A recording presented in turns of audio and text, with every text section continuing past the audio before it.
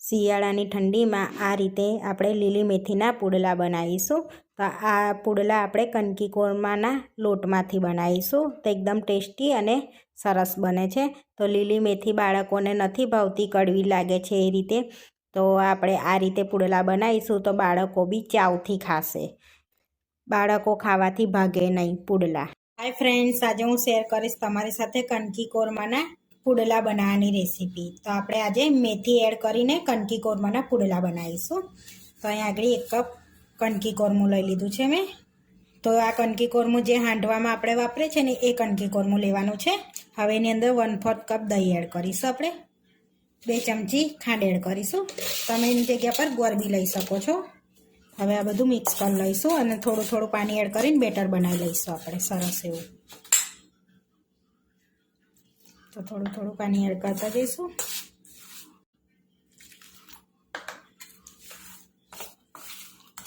હવે આ રીતનું થીક બેટર હમણાં રાખીશું. 10 મિનિટ આપણે એને રેસ્ટ આપવાનો છે ને એટલા માટે.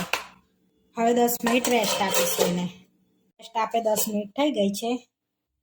તો જોઈ શકો છો આપણું ખીરું થીક થઈ ગયું છે. જેથી પલળે ને દાનો એટલે થીક થઈ જાય એટલે આપણને પાણી એડ કરવાની ખબર પડે. હવે એની અંદર મસાલા કરીશું. તે 1 ચમચી આદુ લસણ મરચાંની પેસ્ટ એડ કરીશું.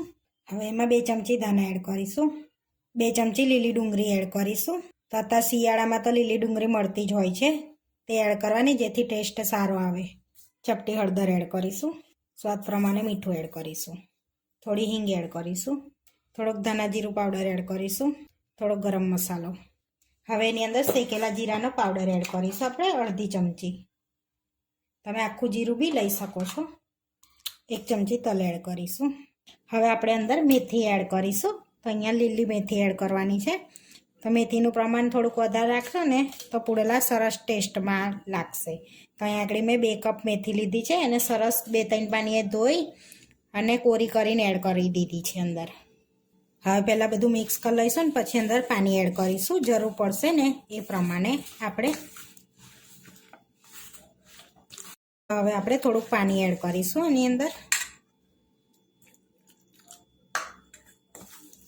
તો અહીંયા 2 થી 3 ચમચી જેવું પાણી એડ કર્યું છે અને મિક્સ કરી લઈશું સરસ એવું. તેને આ રીતનું જ બેટર રાખવાનું છે આપણે. બહુ પાતળું નહીં રાખવાનું, આ રીતનું રાખવાનું છે. હવે આપણે પુડલા ઉતારી લઈશું એના. તો અહીંયા તવો લઈ લીધો છે, ગરમ કરવા મૂકી દીધો છે એને. આપણે પહેલાં થોડોક તેલથી એને ગ્રીસ કરી લઈશું આ રીતે. હવે આપણો તવો સરસ ગરમ થઈ ગયો છે. તો આપણે 2 ચમચા જેવું અંદર એડ કરીશું અંદર અને આને થોડોક થીક જ રાખવાનો છે આપણે. આ રીતે ફેલાઈ લઈશું. હવે આપણે થોડુંક તેલ એડ કરીશું આ રીતે અને એક બાજુ શેકા દઈશું પહેલાં, પછી પલટાવીશું. તો હવે આપણે પલટાવીશું તો એક બાજુ પ્રોપર શેકાઈ જાય ને પછી જ એને ઉપાડવાનો છે આપણે પુડલો. જો તમે કાચો થોડોક રવા દેશો તે પુડલો દઈને ઉકળે નહીં. આ રીતે ઉકળી જાય એટલે ફરી આપણે થોડુંક તેલ લગાડીશું એની પર. મારે આને ક્રિસ્પી બી કરી શકાય છે. તો ધીમા તાપે તમે એને થવા દેશો ને 3 થી 4 મિનિટ તો સરસ ક્રિસ્પી થવા લાગશે. હવે બીજી બાજુ બી સરસ આપણે એને શેકાવા દઈશું છે. પુડલો શેકાતો હોય ને એટલે ગેસ ધીરો રાખવાનો એટલે ધીમા તાપે સરસ આપણો પુડલો ચડી જાય અંદર સુધી. તો હવે આપણે બીજી બાજુ બી ચેક કરી લઈશું. તો આપણો સરસ પુડલો શેકાઈ ગયો છે. તો હવે પ્લેટમાં લઈને આ રીતે આપણે બધા પુડલાને શેકી લઈશું. તો આપણા બધા મેથીના પુડલા રેડી થઈ ગયા છે. હવે આપણે સર્વ કરી લઈશું. તો અહીંયા પ્લેટમાં મેથીના પુડલા લઈ લઈશું. તો અહીંયા પુડલા આપણે સર્વ કરી દીધા છે ટોમેટા કેચઅપ સાથે અને ડુંગળી ટામેટાની ચટણી સાથે. પુડલા બાળકો ના ખાતા હોય, મેથી કડવી લાગે એ રીતે, તો તમે આ રીતે બનાવીને પણ આપી શકો છો એ બાળકોને. તો અને લંચ બોક્સમાં બી આપી શકાય છે. બાળકોને લંચ બોક્સમાં આપીએ ત્યારે ટોમેટા કેચઅપ સાથે આપવાનું છે. અને આપણે સવારના નાસ્તામાં પણ આપી શકાય છે. એવો ટેસ્ટી આપણો નાસ્તો બની જાય છે.